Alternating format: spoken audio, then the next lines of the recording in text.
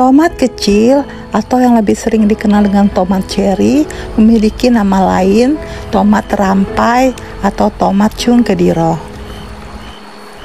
Berdasarkan kegunaan dan cara pengolahannya, buah tomat dimasukkan di dalam golongan sayur-sayuran. Untuk tomat kecil atau tomat cherry sering dimanfaatkan sebagai pelengkap salad dan sambal. Tomat rampai adalah tanaman setahun. Tomat rampai berbeda bila dibandingkan dengan tomat buah biasa. Tanaman ini memiliki batang ramping, bercabang banyak, dan berbulu halus, dengan bunga yang banyak dan tersusun dalam tandan, dan pembungaannya biasanya tidak terbatas. Unsur-unsur penting yang terkandung dalam buah tomat cherry yaitu karbohidrat, protein, vitamin, antioksidan, serat, dan mineral. Dari warnanya yang merah menunjukkan kandungan karotenoid yang tinggi sebagai antioksidan untuk pencegah kanker. Tomat cherry ini merupakan jenis makanan yang dapat membuat kenyang tanpa harus mengeluarkan banyak kalori. Oleh sebab itu, cocok sekali untuk diet. Menurut ahli gizi, dalam 10 buah tomat terkandung 30 kalori. Jika kamu melakukan diet 1500 kalori, 10 tomat ini hanya memenuhi 2% dari kebutuhan kalori harian. Manfaat tomat kecil untuk kesehatan. Yang pertama, menjaga kesehatan jantung, mencegah kanker, meningkatkan kesehatan mata, menjaga kesehatan tulang, menjaga berat badan yang sehat, meningkatkan sistem kekebalan tubuh, dan menjaga kesehatan kulit. Sahabat garden, ternyata banyak sekali ya manfaat daripada buah tomat cherry ini.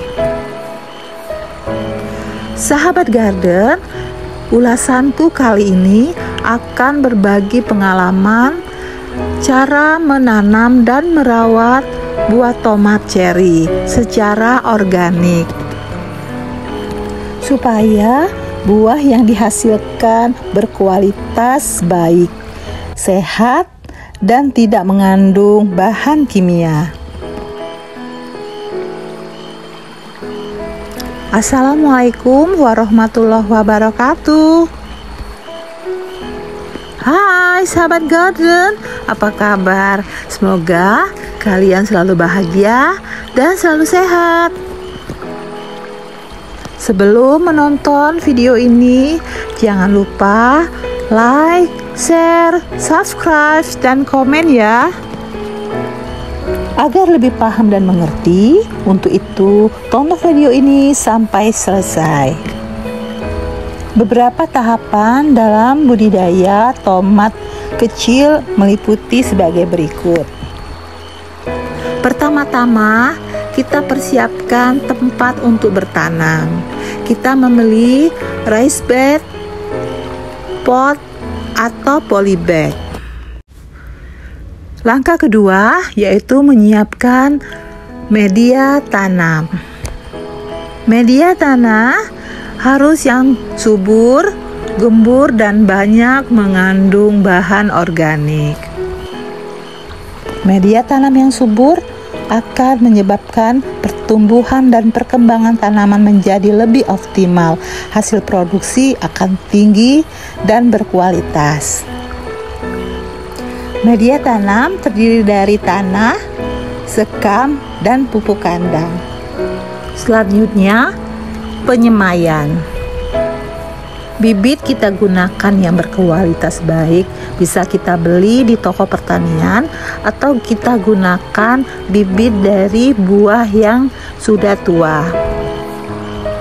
Semai bibit dalam pot, polybag, atau kita semai di lahan.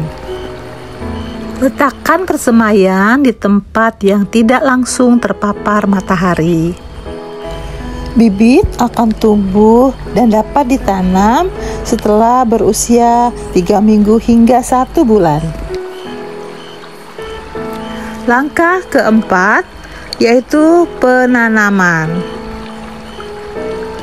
Setelah bibit tumbuh dan kira-kira berdaun 4 hingga 5, kita pindahkan ke pot atau polybag yang lebih besar, atau langsung kita tanam di lahan. Langkah yang kelima adalah perawatan. Tahapan ini kita harus konsisten, teratur, dan cermat karena menentukan hasil panen. Apa saja yang harus kita lakukan? Yang pertama, penyiaraman. Kita harus melakukannya dengan rutin, minimal 2 kali dalam sehari, dilakukan pada pagi dan sore hari.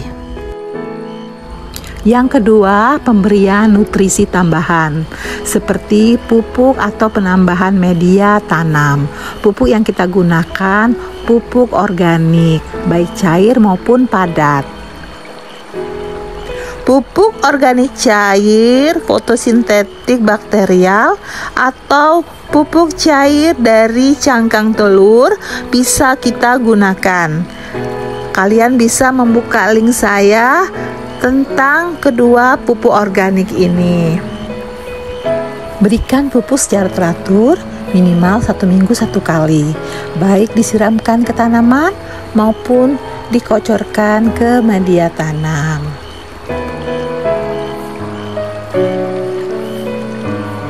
Penambahan media tanam berupa pupuk kandang minimal 1 minggu sekali. Selama masa pertumbuhannya, tanaman tomat sering mendapat serangan dari hama maupun penyakit. Lalat buah, kepik, belalang, kutu kebul, ulat geraya sering sekali menyerang tanaman. Penyakit pada tanaman tomat seperti busuk buah, kara daun, busuk perakaran, buah rontok, dan lain-lain. Untuk mengendalikannya, kita butuhkan pestisida organik. Kalian bisa melihat link saya cara membuat pestisida organik. Berikan pestisida organik ini minimal 1 minggu 1 kali secara teratur. Selain tidak membahayakan lingkungan, hewan peliharaan kita maupun anak-anak, pestisida organik juga tidak meninggalkan residu kimia pada hasil panen kita, sehingga lebih aman dan lebih sehat. Perawatan berikutnya yaitu membersihkan areal pertanaman dari gulma atau tumbuhan-tumbuhan liar. Selain menjadi pesaing nutrisi bagi tanaman, gulma juga dapat menjadi inang bagi bibit hama maupun penyakit. Untuk itulah harus kita bersihkan. Perawatan selanjutnya yaitu pemangkasan. Kita harus membuang bagian-bagian tanam yang tidak produktif seperti daun, ranting, atau batang kering, termasuk tunas-tunas air, karena akan menghabiskan nutrisi pada tanaman. Lebih baik kita buang saja. Berikutnya, kita butuh penopang pada tanaman agar tidak roboh, terutama pada saat tanaman sudah berbuah. Bisa dari bambu ataupun dari kayu. Setelah lebih kurang 3 bulan, tanaman akan berbuah dan kita siap-siap untuk panen. Pemilihan waktu panen juga harus kita lakukan dan caranya. Kita memilih waktu panen yang tepat adalah pagi atau sore hari. Kita juga bisa menggunakan gunting atau pisau agar tanaman tidak rusak pada saat kita memetik buah. Bila kita melakukan perawatan dengan tepat dan teratur, serta sering menambahkan nutrisi ke media tanam, maka produksi akan berlimpah. Dengan demikian, kita dapat panen berkali-kali, bisa 5 hingga 7 kali. Sahabat garden, demikian tadi ulasan dariku. Semoga bermanfaat. Terima kasih sudah menonton dan nantikan video Wiwin Garden selanjutnya. Assalamualaikum warahmatullahi wabarakatuh.